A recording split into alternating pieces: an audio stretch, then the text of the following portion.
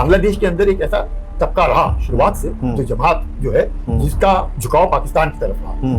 और पाकिस्तान और चीन के जो रिश्ते हैं जिसके वो बार बार कहते हैं कि हिमालय से ऊंचा, समंदर से गहरा और शहद से भी मीठा, ऐसा रिश्ता पूरी जैसे, तो वो जो इंसान की खाल में एक लोमड़ी, बिल्कुल वो उस हिसाब से जिस प्रकार से उसने लगातार अपने आप को पाकिस्तान के हवाले अपने आप को रखा, क्योंकि यूनुस का रहना मतलब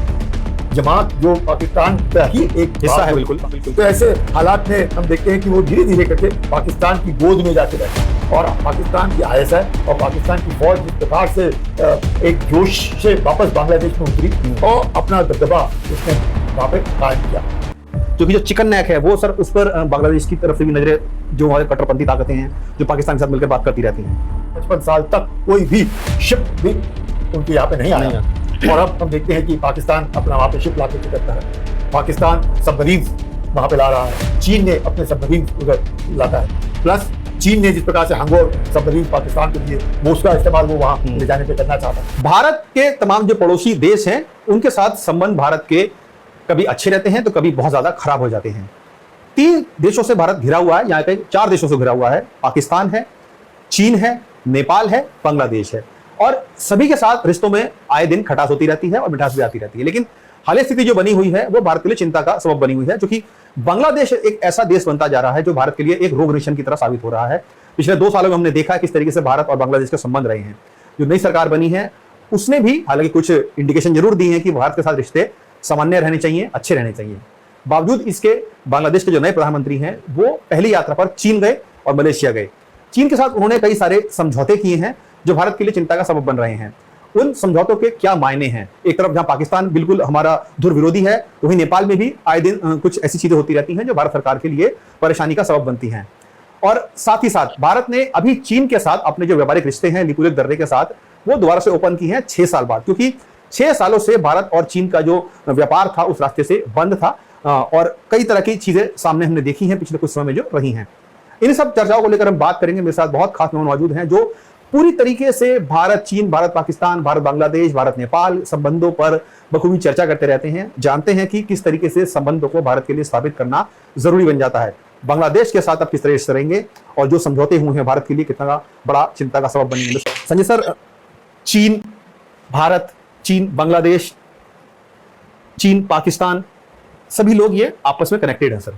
लेकिन भारत के लिए चिंता उससे ज्यादा बढ़ जाती है, क्योंकि हम जिस तरह देखते हैं कि चीन लगातार भारत विरोधी गतिविधियां करता रहता है, बांग्लादेश उसमें शामिल हो रहा है, पाकिस्तान तो हमारी दुश्मनी जग जाहिर है कि किस तरीके से हमारे संबंध हैं।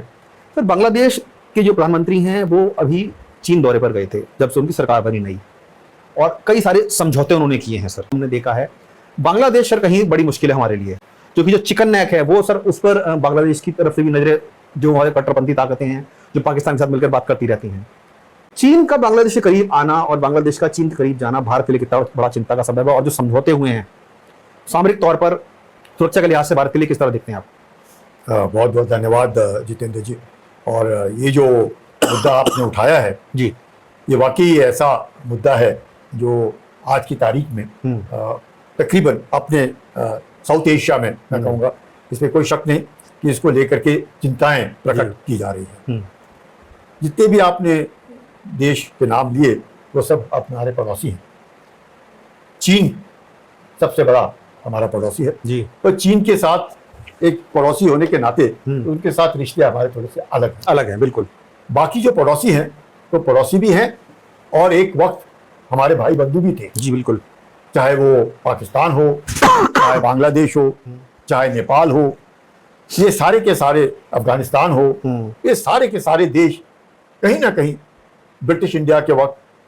उससे पहले कल्चरली हम सब जुड़े हुए थे। आज भी हम जब स्कूल के बच्चे, हम लोग सब स्कूल में जाते थे, काबुली वाला की कहानियां सुनने को बिल्कुल मिलती थी। अभी भी वो वहाँ से पिस्ते बादाम खाने के जो होता था। बांग्लादेश, पाकिस्तान तो अपना ही हिस्सा था। तो ये सब को देखते हुए जरूर मुझे लगता है अब चीन, क्योंकि हम कहेंगे कि चीन के साथ डायरेक्ट रिश्ते हमारे ना होकर के तिब्बत के साथ रिश्ते होते थे, लेकिन जिस प्रकार से तिब्बत को चीन ने हड़प लिया जी, और उसके बाद अब चीन हमारा पड़ोसी बना, 1950 से हम कह सकते हैं, 1949 में तो पीपल्स लिबरेशन आर्मी आया अक्टूबर में, और 1950 की शुरुआत ले लिया तो किस प्रकार से उन्होंने तिब्बत को हड़प लिया, और उसके बाद हमारी जो बॉर्डर है वो चीन के साथ भी लग गई। हम सब जानते हैं पिछले जो चीजें रही हैं बांग्लादेश के साथ हों या पाकिस्तान के साथ, लेकिन अब हम अगर हालिया स्थिति की बात करें, मैं सर उसको थोड़ा समझना चाहता हूं आपसे कि अभी जिस तरीके से नई सरकार जो तारिक रहमान साहब की वहां बनी है और चीन का दौरा उन्होंने किया, कई सारे समझौते किए, वो भारत के लिए कितना बड़ा चिंता का सबब है? क्योंकि सबसे बड़ा जो उसमें एक जो ट्रीटी उन्होंने की है, एमओयू साइन किया है, वो तीस्ता रिवर को लेकर है, और ये तीस्ता रिवर वो प्रोजेक्ट है जो भारत कभी बांग्लादेश का करने जा रहा था जब शेख हसीना की सरकार वहां पर थी। कितना बड़ा भारत के लिए डैमेज है कि वो प्रोजेक्ट चीन कब करेगा सर? ऐसे है कि जैसे हम लोग बातचीत कर रहे थे जी, बांग्लादेश के अंदर एक ऐसा तबका रहा शुरुआत से जो जमात जो है जिसका झुकाव पाकिस्तान की तरफ रहा, और पाकिस्तान और चीन के जो रिश्ते हैं जिसके वो बार बार कहते हैं कि हिमालय से ऊंचा, समंदर से गहरा और शहद से भी मीठा, ऐसा रिश्ता। और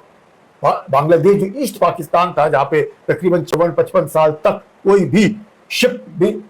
उनके यहाँ पे नहीं आया, और अब हम देखते हैं कि पाकिस्तान अपना वहाँ पे शिप ला करके करता है, पाकिस्तान सबमरीन्स वहाँ पे ला रहा है, चीन ने अपने सबमरीन्स उधर लाता है, प्लस चीन ने जिस प्रकार से हंगोर सबमरीन पाकिस्तान को दिए वो उसका इस्तेमाल वो वहाँ ले जाने पे करना चाहता है। सिलीगुड़ी कॉरिडोर को लेकर के पाकिस्तान ने जिस प्रकार से आईएसआई के द्वारा उधर अपने जनरलों को ला करके बांग्लादेश ने, और खासकर यूनुस जो 15-18 महीने बाहर रहा, उस मोहम्मद यूनुस, मैं कहूँगा एक उसको बोलते हैं ना कि fox in a sheep clothing, मतलब एक भेड़िया लेकिन एक लोमड़ी जैसे, तो वो जो इंसान की खाल में एक लोमड़ी, बिल्कुल वो उस हिसाब से जिस प्रकार से उसने लगातार अपने आप को पाकिस्तान के हवाले अपने आप को रखा, क्योंकि यूनुस का रहना मतलब जमात जो पाकिस्तान का ही एक हिस्सा है, बिल्कुल बांग्लादेश में रहा, उसके द्वारा ही यूनुस को रखा गया।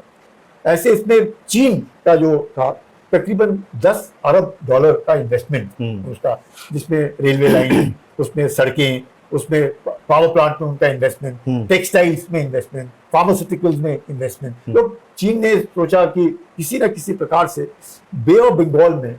क्योंकि सेंट मार्टिन आइलैंड को लेकर के जो अनबन बांग्लादेश की अमेरिका के साथ हुई,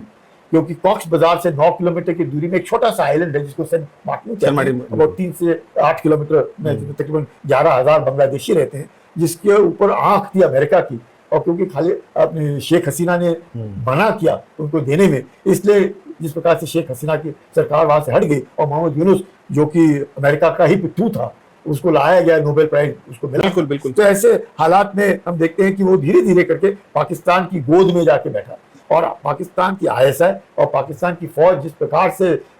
एक जोश से वापस बांग्लादेश में उतरी और अपना दबदबा उसने वहां पे कायम किया। और अब जब तारिक रहमान जो अब नए प्रधानमंत्री बने हैं, जो खालिदा जिया जो पुरानी प्रधानमंत्री थी उनके बेटे हैं, और जिनके पिताजी भी उनके बांग्लादेश में राष्ट्रपति रहे हैं, तो ऐसे माहौल में लग रहा था कि शायद रिश्ते दोनों देशों के बीच बेहतर होंगे। लेकिन बेहतर, हाँ मैं कहूँगा कि मोहम्मद यूनुस से जरूर बेहतर, पर शेख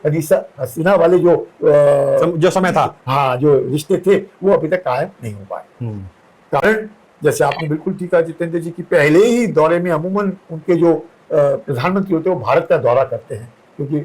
4096 किलोमीटर की बॉर्डर बांग्लादेश की भारत से लगती है, और तकरीबन 200 किलोमीटर म्यांमार के साथ है। तो ऐसे इसमें जब वो सारी तरफ से भारत से ही घिरा हुआ बांग्लादेश है, तो अमूमन सबको लगता है। लेकिन उन्होंने मलेशिया और चीन का दौरा किया। मलेशिया में तकरीबन 8 लाख बांग्लादेशी वहाँ पे काम करते हैं, और चीन का दौरा करने का मकसद था कि चीन से हवाई जहाज, फाइटर जेट्स उनको मिलेंगे, पाकिस्तान और चीन जो फाइटर जेट बना रहा है वो उनको देंगे, सबमरीन को जिस प्रकार से हंगोर सबमरीन पाकिस्तान को चीन दे रहा है वो वहाँ पे डॉक होंगी, जिस प्रकार से चीन सोचता है कि बे ऑफ बंगाल में एक अपना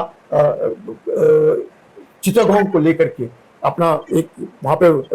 हम कहेंगे कि अपना पांव जमाना चाहता है। गंगा ट्रीटी के बाद वो हम लोग काफी हद तक मैं कहूँगा कि भारत सरकार ने शेख हसीना के साथ मिलकर के जो भी अनबन थी बांग्लादेश और भारत के बीच में, पॉकेट्स थे थोड़े थोड़े इधर दोनों तरफ, उनको सुलझाने की कोशिश की। लेकिन जैसे ही शेख हसीना की सरकार गिरी, इसका मौका पाकिस्तान ने उठाया, इसका मौका चीन ने उठाया, जिससे कि वो कहीं ना कहीं भारत के ऊपर दबाव डाल सके। सिलीगुड़ी कॉरिडोर को लेकर के जिस प्रकार से भारत ने यकीनन चीन जिस प्रकार से डोकलाम को लेकर के लग रहा था कि कहीं चीन का प्रभाव सिलीगुड़ी कॉरिडोर पर ना हो, एक तरफ नेपाल जिसके साथ भारत के रिश्ते मैं कहूँगा कभी खुशी कभी गम, और यहाँ बांग्लादेश के साथ भी कभी खुशी कभी गम, और ये दोनों के बीच में से सिलीगुड़ी कॉरिडोर गुजर रहा है। देखिए करके और जिस प्रकार से बंगाल के अंदर 30 से 35% लोग धीरे धीरे करके मजहब में जो एक बदलाव आ रहा था अपने बंगाल में, तो ये सबको देखते हुए मुझे लगता है शुभेंदु अधिकारी जब सरकार आई है तो उन्होंने आते ही पहले तो फेंसिंग के उन्होंने पूरी बीएसएफ को छूट दी, प्लस कैंटोनमेंट के लिए फौज को जमीन दी, और सिलीगुड़ी कॉरिडोर में अपना मजबूती प्रदान की। तो सिलीगुड़ी कॉरिडोर को हम अब मजबूती से लेकिन देख सर सकते हैं। सिलीगुड़ी कॉरिडोर को ही चैलेंज नहीं मिल रहा बांग्लादेश में। सर सिलीगुड़ी कॉरिडोर को देखते हुए बांग्लादेश से भी हमें एक चैलेंज मिल रहा है, लालमुरी हाट, जो बांग्लादेश अब उस एयरपोर्ट को डेवलप कर रहा है, जो हवाई पट्टी है उसको डेवलप कर रहा है। क्या ये चीन की एक रणनीति है कि हम उनको वहां पर डेवलप करके देते हैं, ताकि चूंकि चिकन के बेहद नजदीक माना जाता है सर वो जो हवाई पट्टी है, जो हवाई एयरपोर्ट बना बांग्लादेश में, लालमुरी हाट जिसकी मैं बात कर रहा हूँ, चीन की नजरें उस पर सड़ा गई हैं। अब कितना भारत के लिए ये बड़ा एक चिंता का विषय बन गया है ये कि लालमुरीर हाट पे अगर चीन वहां पर आता है, चीन को मदद करता है वो बनाने में। हालांकि बांग्लादेश की तरफ से ये कहा जा रहा है कि हम सिर्फ एक हवाई अपना पट्टी बना रहे हैं, लेकिन चूंकि भरोसा नहीं कर सकते सर, क्या चीन उसमें इन्वॉल्व हो सकता है या वो पीछे के रास्ते से बैकडोर से कुछ चीजें वहां पर डेवलप कर रहा है अपनी भारत को एक चोट पहुंचाने के लिए? और भारत के लिए कितना बड़ा चिंता का विषय सर वो हवाई पट्टी लालमुरीर हाट। दो चीजें जो आपने उठाई जितेंद्र, बहुत अहम मुद्दे। एक तो आसिम मुनीर ने जिस प्रकार से कहा है कि हम अब भारत को अपना ईस्ट से घेरेंगे, ईस्ट से घेरेंगे उन्होंने कहा। नंबर एक, ये मुनीर साहब ने, आसिम मुनीर ने कि अब सिर्फ हम वेस्ट से ही नहीं भारत के साथ लड़ेंगे, हम ईस्ट से भी लड़ेंगे, क्योंकि उनको लगा कि बांग्लादेश में अब उनका पांव जम गया है। ये सर ख्याली पुलाव है, वाकई में कुछ सत्य है सर, इसमें कुछ सच्चाई भी है? होगा, क्योंकि अगर बांग्लादेश को अगर ये लगता है कि मजहबी तौर पर वो दोबारा ईस्ट पाकिस्तान बनना चाहता है, कुछ तो सेंटर्स को बांग्लादेश की अपनी फिक्रत है, अपनी सोच है, वो जो बनना चाहे, कट्टरपंथी ताकतें उनके साथ मिली हुई हैं, जो बनना चाहे बन सकता है। चीन ने बांग्लादेश के अंदर क्या करना है वो तो चीन की अपनी सोच है और बांग्लादेश की अपनी सोच है, अगर वो करना चाहता है कोई दिक्कत नहीं। लेकिन चीन को एक खतरा रहता है कि भारत जब अपने हवाई जहाज उड़ाता है तो लो एल्टीट्यूड से हाई ऑल्टीट्यूड जाता है, मतलब बम जो है जो भी है वो पूरा वो एडवांटेज पेलोड लेकर के जाता है और तिब्बत के ऊपर वो हावी हो सकता है। चीन जो है क्योंकि तिब्बत के ऊपर है और ऑलरेडी 14,000 के ऊपर है, तो अपने हवाई जहाजों में वो उतना पेलोड नहीं ले सकता है, क्योंकि शुरुआत में ही वो भारी हो जाता है। शायद इसीलिए तो उसको लगता है कि अगर मैं बांग्लादेश में आ जाऊं तो भारत के जो बेसिस है अपना ये क्या पूरब में, तो उसके ऊपर कम से कम थोड़ी सी रोक लग जाएगी। मतलब भारत को जितना फ्रीडम है कि पूरब से ऑपरेट करने का, वो भारत को नहीं मिलेगा। जी, तो ये थी आज की वीडियो। अगर वीडियो पसंद आई है तो वीडियो को लाइक करें। अगर आप इंडियन रिएक्शन देखना पसंद करते हैं तो हमारे चैनल को सब्सक्राइब करें, बेल आइकन को प्रेस करें ताकि हमारी आने वाली हर नई अपडेट सबसे पहले आप तक पहुंच सके। मिलता है नेक्स्ट वीडियो में, तब तक के लिए अल्लाह हाफिज।